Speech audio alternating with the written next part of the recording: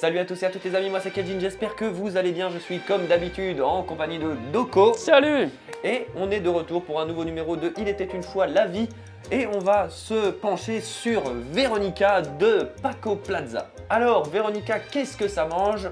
Doko. C'est l'histoire de Véronica, grande sœur d'une famille de 4 enfants. Elle a 15 ans, donc ils sont dans une genre d'école chrétienne, bref. Ouais. Pendant une éclipse solaire, Véronica et ses amis ont l'idée d'aller dans je sais pas quel cave ou compartiment un peu secret de l'école pour faire une petite séance de spiritisme sur une table Ouija. Grand-mien lui a pris parce qu'elle a rameuté un démon dans notre monde, espèce de conne. Donc tout ça est tiré en fait de faits réels qui sont passés en 91 en Espagne. Ouais. À Madrid, en juin 91. Et avec le rapport de police d'un policier qui raconte un peu ce qu'il a vu. Donc c'est tiré de ça, donc ça a l'air assez fidèle à ce qui s'est passé, vu ce qu'il présente, mais bon on ne le saura jamais. Mais voilà, donc c'est tiré de ça, donc forcément c'est un peu de l'horreur à l'espagnol, même si c'est un peu plus fantastique. Donc il y a quelques passages d'horreur à mon grand bonheur. Comme je l'ai dit, moi je ne suis pas friand de ce genre de film, de ce genre d'ambiance, mais ça n'empêche qu'objectivement je ne peux pas nier que le film très clairement a des trouvailles de réal, a des idées de réal quasiment tout le temps quoi. Ne serait-ce que le début, vous avez des flics qui arrivent en bagnole, l'inspecteur ouvre la porte, donc d'abord on voit un peu l'inspecteur, il ouvre la porte et en fait l'agent qui le brief en fait vous voyez dans le rétroviseur. Ça, je trouvais ça sympa. Et après, en fait, on voit la caméra quand il sort et qu'il ferme la portière, la caméra du coup se décale et elle se remet derrière lui pour machin truc. Et il y a des petites trouvailles par-ci par-là à ce niveau-là, même s'il y en a certaines qui sont plus symboliques qu'autre chose. Mais on peut pas nier que dans ce film, il y a de la réal. Pour resituer, donc Paco Plaza, évidemment, c'est un des deux réals de Rec et de Rec 2. Il a fait d'autres choses, mais je ne m'en rappelle plus.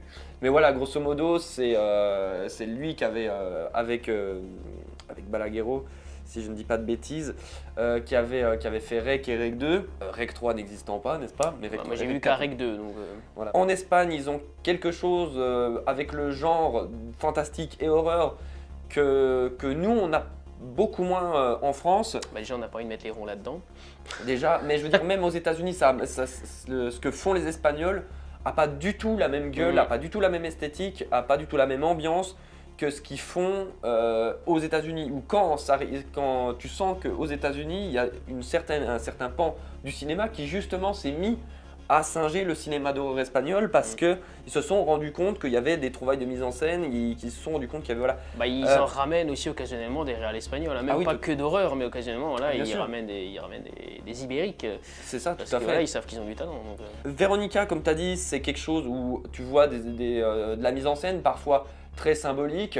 Pour moi, j'ai été le film m'a laissé un petit peu sur le côté, dans le sens où j'avais du mal à complètement m'investir dans le film. Bah moi, je suis de base ce genre de film, j'y suis qu'à moitié dedans, parce que l'autre moitié, je suis là, non, je ne regarde pas. Donc mais forcément, moi, je rentre pas. Mais... Ça va parce que c'est pas comme dans Insidious où il y a... ça va, c'est pas l'appel au screamer, là, c'est vraiment l'ambiance. Il n'y a pas vraiment un truc qui te saute à la gueule, c'est juste forcément l'ambiance. Au bout d'un moment, bah, il y a le climax de l'ambiance. Voilà, c'est ça. Et c'est ce qu'on disait quand on parlait d'Insidious, c'est que ce ne sont pas des films qui accumule juste des effets pour être épidermique. C'est quelque chose qui travaille beaucoup plus l'ambiance et c'est beaucoup plus en profondeur. Mais ce qui fait que là du coup, bah, on suit juste la jeune fille avec ses jeunes frères et sœurs. Et en fait, ben, j'arrive pas à trouver vraiment le punch, le truc qui vraiment me fasse rentrer dedans, c'est pas comme Rec.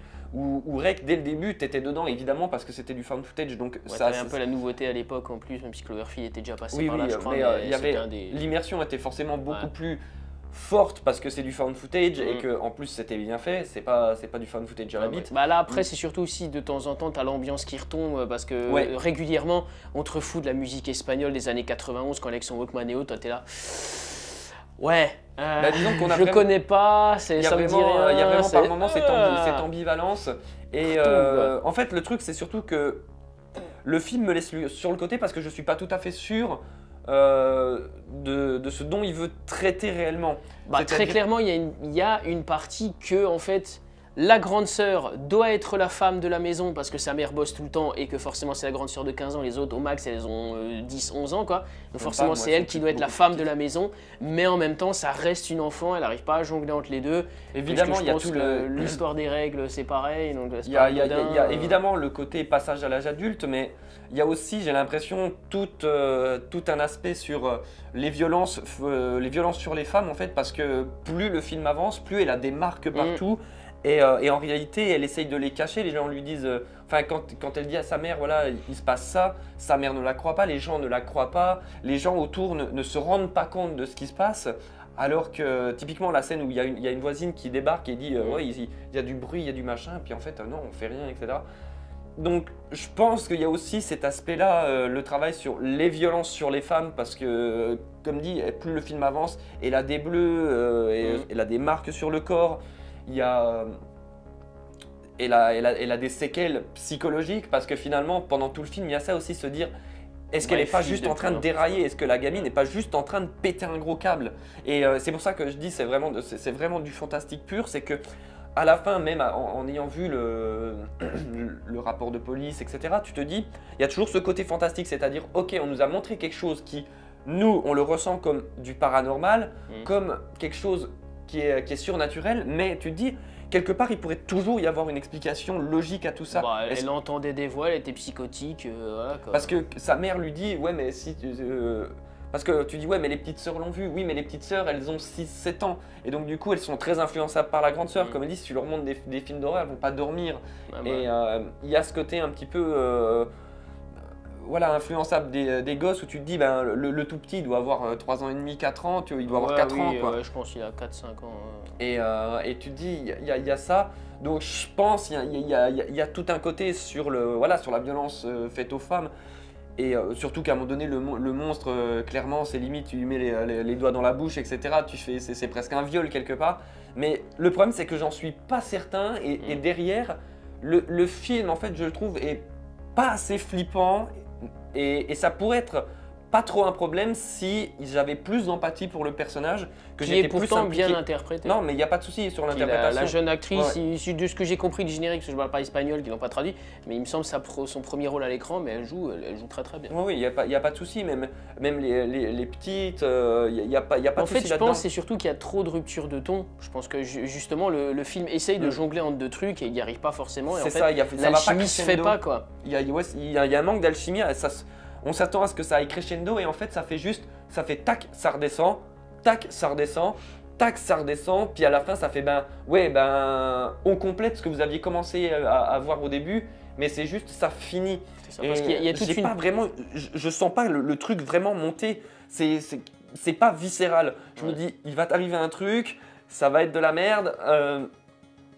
Et du coup j'ai toujours une petite distance. Je suis pas totalement à distance, mais j'ai du mal à rester complètement en empathie avec elle. Bah, la musique synthé aide pas non plus. Hein. Oui, mais après ça c'est pour mettre dans l'ambiance. Mais là malheureusement c'est dans l'ambiance de cette année-là au lieu d'être dans l'ambiance du film réellement quoi, parce que je pense que moi ça m'a sorti clairement. L'environnement musical du film a une cohérence, a une logique, mais très clairement moi il m'aidait pas à être dedans quoi, clairement. C'est ça. Mais après dans le registre de la rupture de ton, il y a toute une sous-intrigue on va dire où la meilleure amie justement de la nana commence à traîner de plus en plus avec une autre.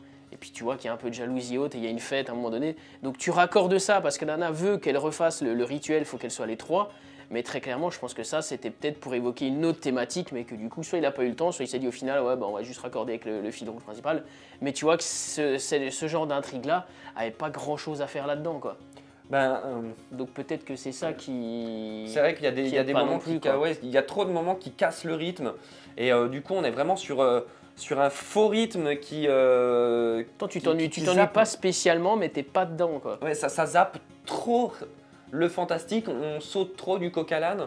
Et en fait, quand on rebalance du fantastique, il n'y a pas un crescendo. On est toujours dans à peu près les mêmes situations. Et puis on sait que de toute façon, on va rien voir de vraiment puissant jusqu'à la fin. Non, parce que ça se passe sur 3 jours.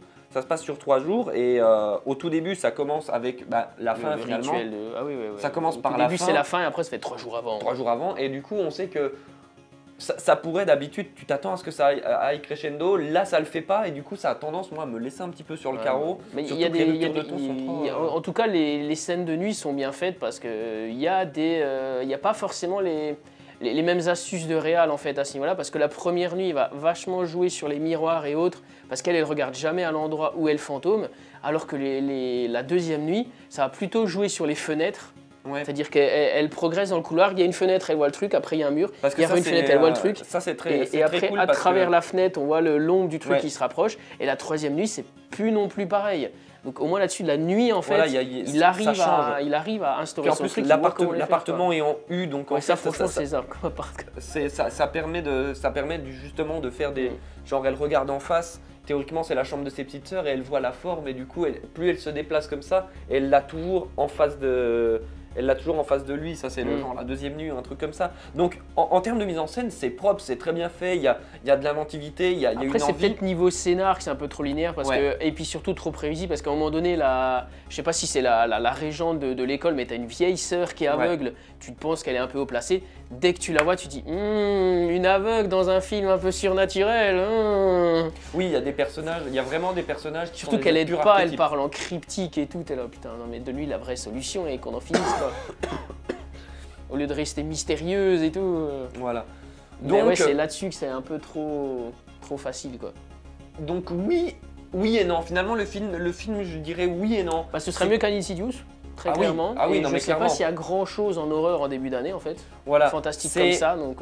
C'est pas, je dirais que c'est pas ouf, mais c'est ok parce que tu peux pas quand même arriver à chier sur le film. C'est juste vraiment, je pense que nous on est resté sur le carreau, on est resté à côté.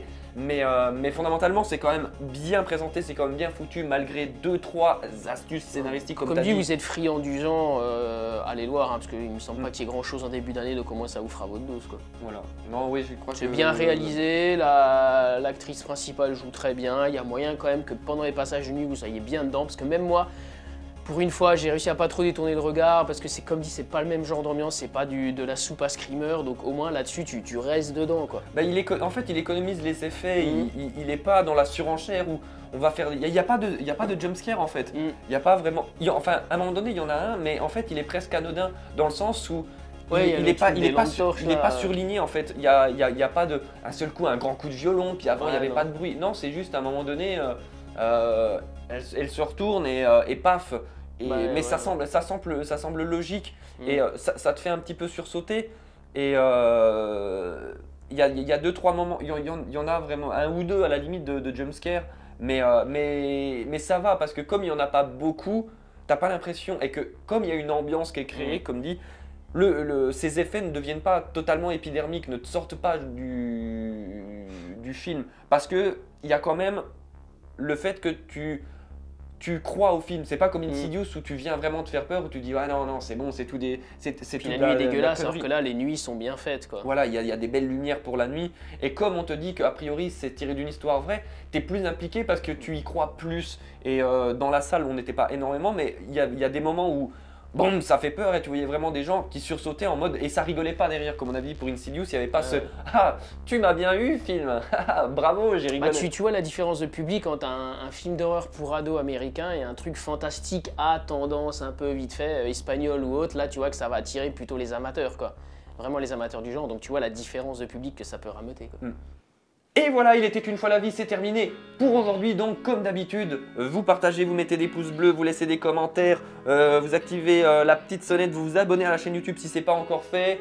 On lâche un esprit sur ta gueule. Voilà, sinon on vous lâche le chétan sur vous. Voilà. Sur ce, nous, on vous dit à bientôt, portez-vous bien. Et voilà. Et voilà. La semaine prochaine.